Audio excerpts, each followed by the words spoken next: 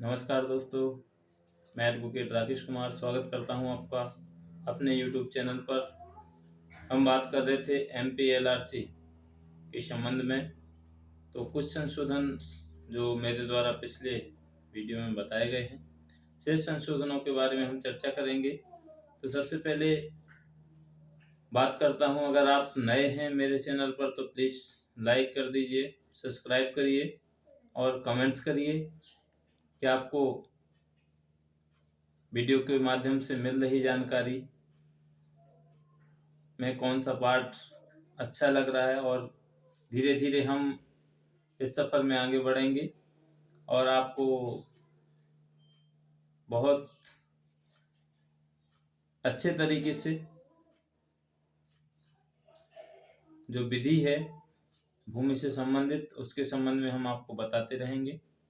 तो बात करते हैं कि जो 5वां प्रस्ताव में संशोधन किया गया है वो संहिता की धारा 140 में यह प्रावधान किया गया है कि कोई भूमि धारक 10 वर्ष का भू राजस्व एक साथ एक मुश्त जमा कर सकता है, और फसलों में यदि किसी कारण से नुकसान हो जाता है, जैसे ओला से या बारिश से किसी भी प्रकार से नुकसान होता है, तो उसके भू राजस्व की माफ़ी या उससे निलंबन के लिए राज्य सरकार को प्राधिकृत किया जा रहा है।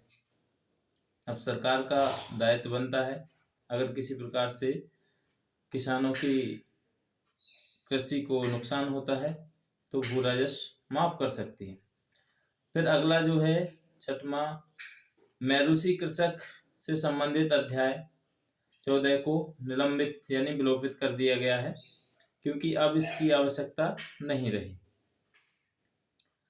क्योंकि इस प्रयोजन के लिए मध्य प्रदेश भूमि स्वामी एवं बटाईदार के हितों का संरक्षण अधिनियम 2016 इस विषय को ध्यान में रखकर अधिनियमित किया गया, यानी कि बनाया गया है। जो मैरूसी कृषक थे उनके संबंध में जो भी प्रावधान थे उनको अब इस अधिनियम से अलग करके एक नवीन अधिनियम बनाया है, जो कि संरक्षण बटाईदार एवं संरक्षण अधिनियम को ध्यान में रखकर बनाया गया है।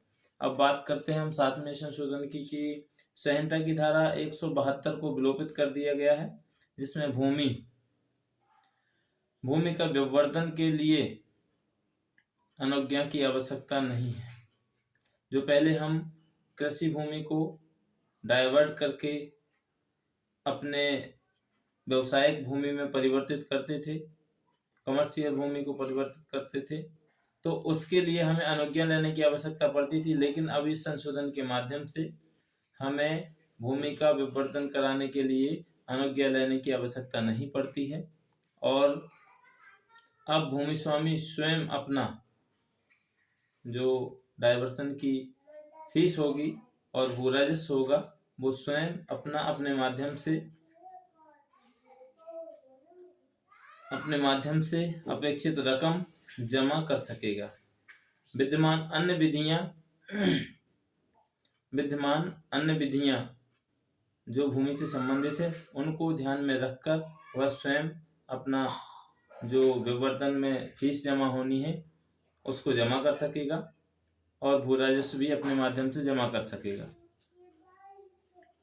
और इसके लिए किसी प्रकार की कोई अनुज्ञा लेने की आवश्यकता नहीं होगी।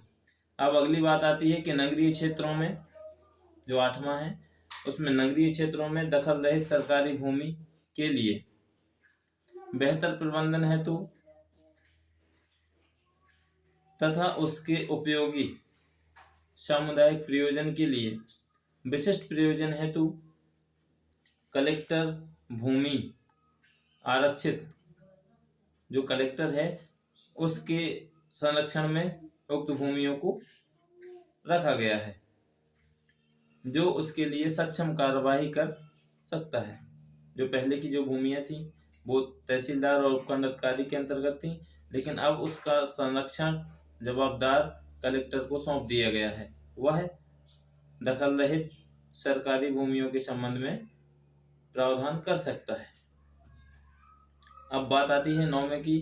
तो 9वें में संशोधन में क्या कहा गया कि नगरीय तथा नगरेतर क्षेत्रों में अधिकार अभिलेख पृथक से तैयार किए जाएंगे और समस्त भूमि स्वामियों, सरकारी पट्टेदारों एवं आबादी में निवासरत व्यक्तियों के अधिकार एवं भू अभिलेखों में अभिलिखित किए जाएंगे। भू अभिलेखों में अशुद्ध प्रविष्टियों को अशुद्धिकरण करने के लिए प्रावधानों को भी रूपांतरित किया जा रहा है। मार्गाधिकार तथा अन्य सुखाचार संबंधित अधिकारों के प्रावधान भी अधिक प्रभावी बनाया जा रहा है। क्या कह रहा है 9वां जो संशोधन है कि नगरीय तथा नगरेतर क्षेत्रों में निवासरत व्यक्तियों के संबंध में जो भू अभिलेख हैं वो पृथक पृथक तैयार किए जाएंगे एवं मार्गाधिकार और सुखाचार के संबंध में भी अधिक प्रभाव इस संशोधन के माध्यम से दिया गया है। अगला जो अंतिम है, लास्ट 10वां, इसमें उपरोक्त बृहद संशोधनों के अतिरिक्त अनेक प्रक्रियात्मक सुधार भी प्रस्तावित किए गए हैं, जैसे परिभाषा खंड में सेक्टर, सेवा भूमि, विकास योजना आदि के लिए विशिष्ट परिभाषाएं सम्मिलित की गई हैं।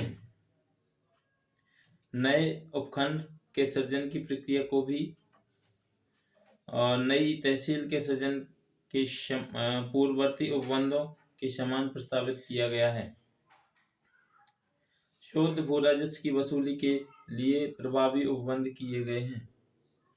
इस प्रकार से ये जो 2018 में MPLRC में संशोधन किए गए थे, तो उसके संबंध में हमने चर्चा की। जो नेक्स्ट पार्ट होगा वो हमारा MPLRC से संबंधित ही होगा और वो 2019-2020 में जो भी कार्रवाइयाँ की गई हैं उसके संबंध में होगा।